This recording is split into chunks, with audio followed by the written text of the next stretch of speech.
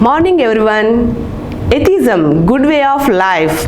This is the valedictory address delivered by Dr. K.Veeramani on 5th January 2019 at the 11th World Atheist Conference organized by Atheist Centre VIJAYAWADA, India.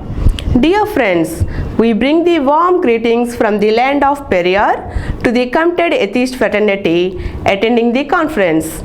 Our fraternal greetings to Atheist Centre for having organized the 11th World Atheist Conference in its 80th year of humanist service.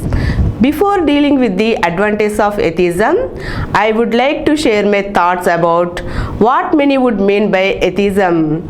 In the recent book by Richard Dawkins, Outgrowing God, a Beginner's Guide. In fact, it is a beginner's guide. He explains how many people interpret the word atheism. We can't know for sure. We are atheists with the respect to those old gods, Greeks and Romans. Theist is somebody who believes in God. Atheist is somebody who does not believe in God. Romans at one time said the early Christians were atheists because they did not believe in Jupiter, Neptune or any of the crowd. Nowadays, we use the word for people who don't believe in any gods at all. In India, atheism means denying the existence of God was older than Buddhism. In the Kabila philosophy, a materialist philosophy, there was no place for the belief in God. Buddha's birthplace was named as Kabilavastu in Nepal, which clearly shows Kapila was more popular. Otherwise, the city would not have been named after him. The Charvakas was the earliest atheist humanist school. The word Charvaka means soft-spoken people who used their reasoning power as a tool of their life. Charvaka, the greatest of the Nastikas and materialistic philosophers of India and one of the greatest skeptics in the history of philosophy. They reject in its eternity the concept of spiritual universe, believing that the whole world process, including thought, itself is the result of the activity of matter. The ultimate principles are earth, water, fire and air. The fifth principle of Hindu philosophy, ether, is rejected. It is very important to understand Charvaka philosophy to know about Swabhava, selfness or one's nature. It is this nature of a thing and the apparent cause and the consequence that determines the niyati or destiny. The Charvaka school rejected the idea of God and regarded religions as an aberration and a disease.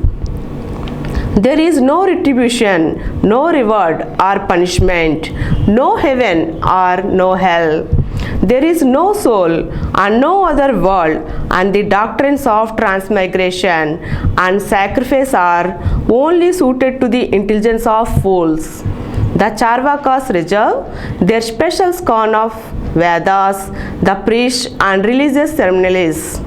Caste was denounced as a monstrous invention of the priesthood, and asceticism and self-mortification condemned as downright folly.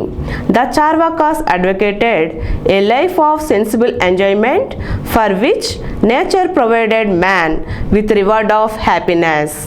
The other religions like Christianity or Islam never allow atheism, but as per Hinduism or Sanatan religion, the atheism is not a process. You may jump to a hasty conclusion how liberal it is. It will be only a paradox. There is no definite order and definition possible when Hindu religion become a conglomeration of various thoughts and school with no set policies. The word Hindu itself originates in a very different range. It is not even a Sanskrit word. They want to appreciate Buddhism, which says atheism is not a disqualification to be a Hindu.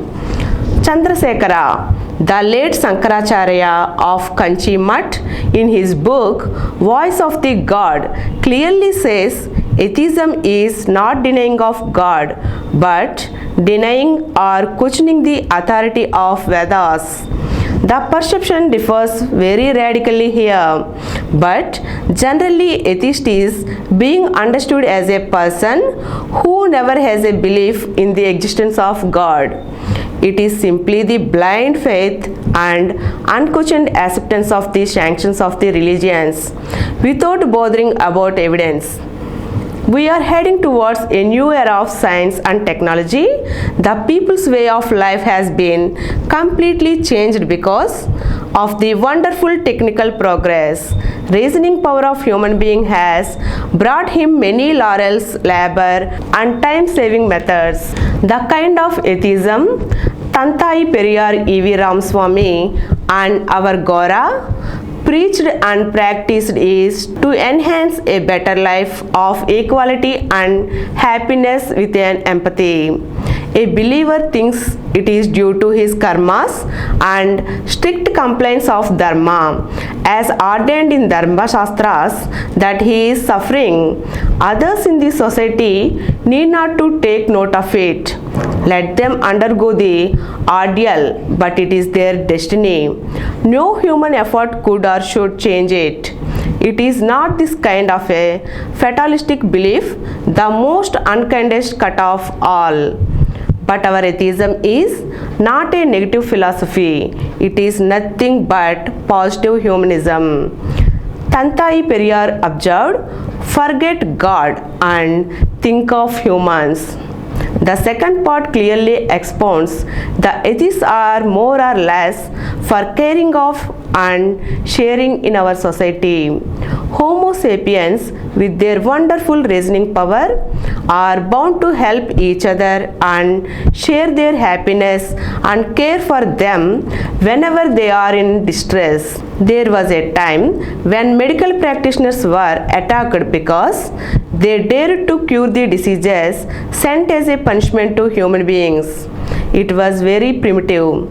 Now the religious group itself has no other choice but starting hospitals for their own services rather than for the other services.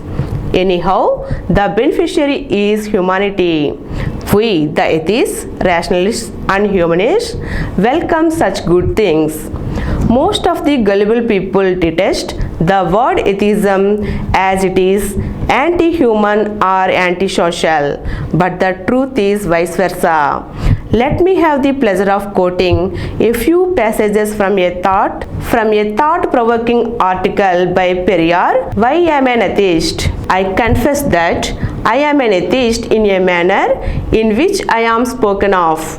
Those who are afraid of atheism cannot achieve anything. Equality, for example, cannot be propagated and maintained unless you are an atheist. Atheism is analogous to equality. That is why Russia was dubbed atheistic. Even Buddha was called an atheist simply because of the fact that he was intent on preaching equality among humanity with no caste bias and no gender bias. But the religious believers were for equality or fraternity. According to the religious orthodoxy, caste is created not by humans but by gods and religious sanction from Shastras. Only redeeming feature is atheism, which is nothing but humans par excellence. The progress of the humanity is due to scientific inventions. What is the basis for science? Questioning and asking for sufficient proof and evidence. Change is the law of life.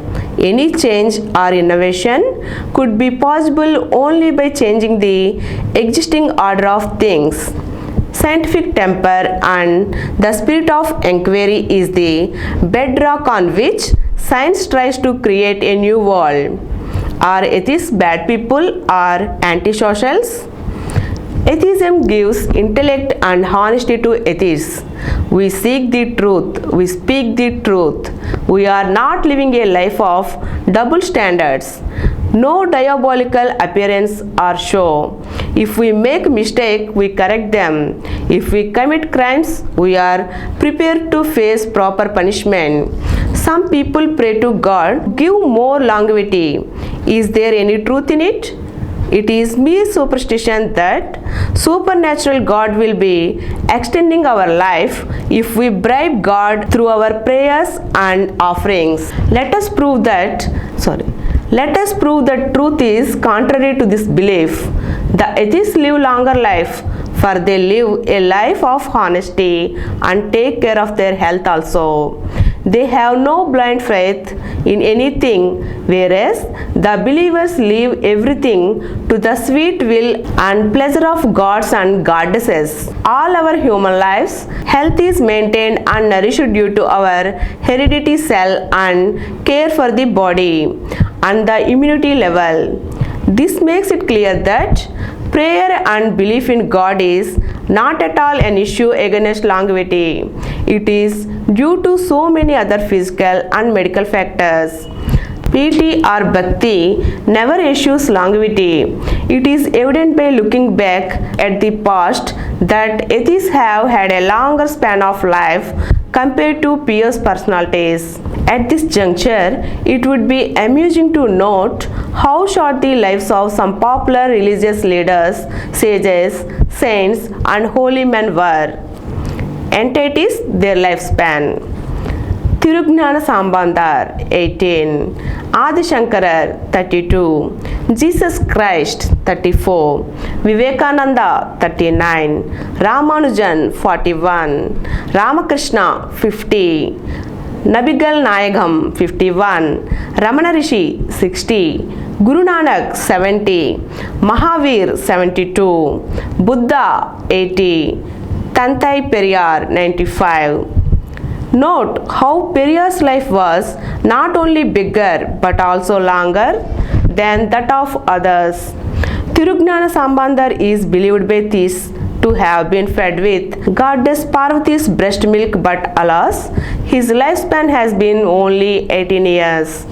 Periyar's meaningful life for 95 years is proof enough for the fact that atheists live longer than theists. Another historic event needs a proud recall at this stage.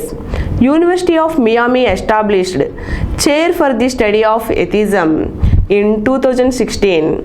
It was the nation's first academic chair for the study of atheism, humanism and secular ethics. It was hailed as a step to make atheism legitimate.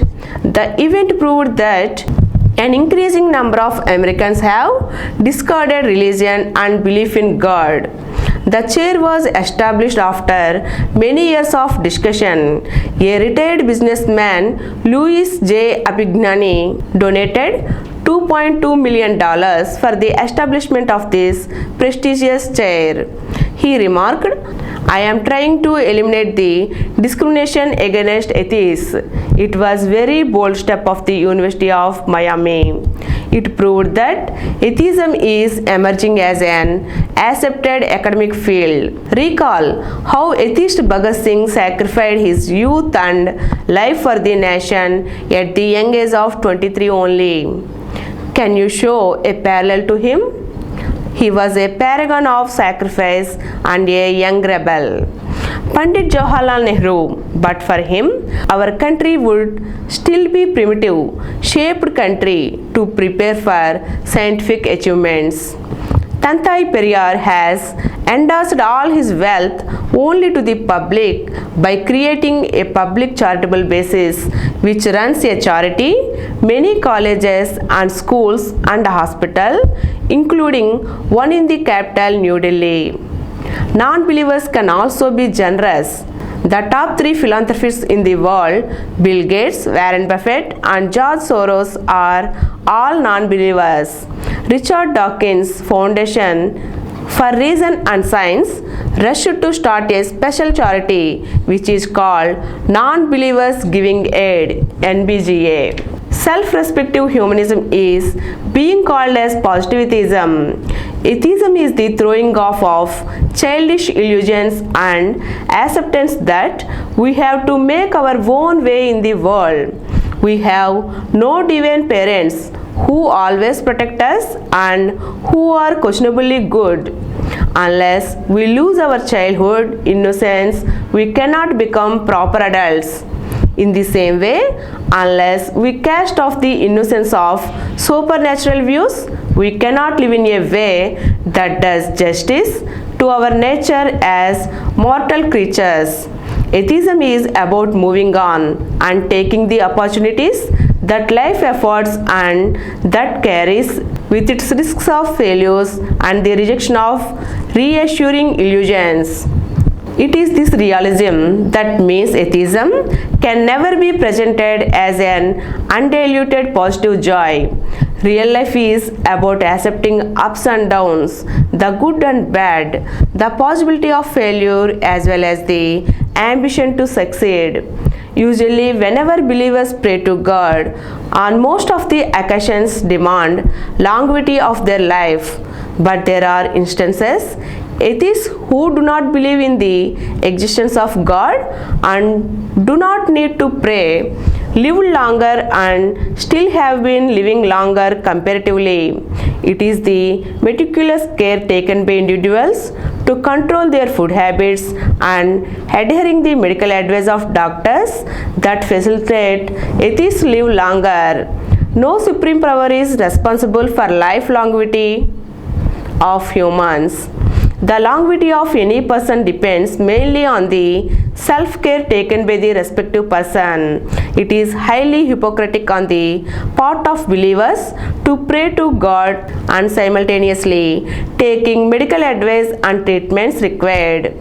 Based on the medical attention and care, the longevity of believers may prolong. As humanists, we welcome it, but it is highly ridiculous on their part to justify the longevity as the divine deed of the so-called God. Thank you.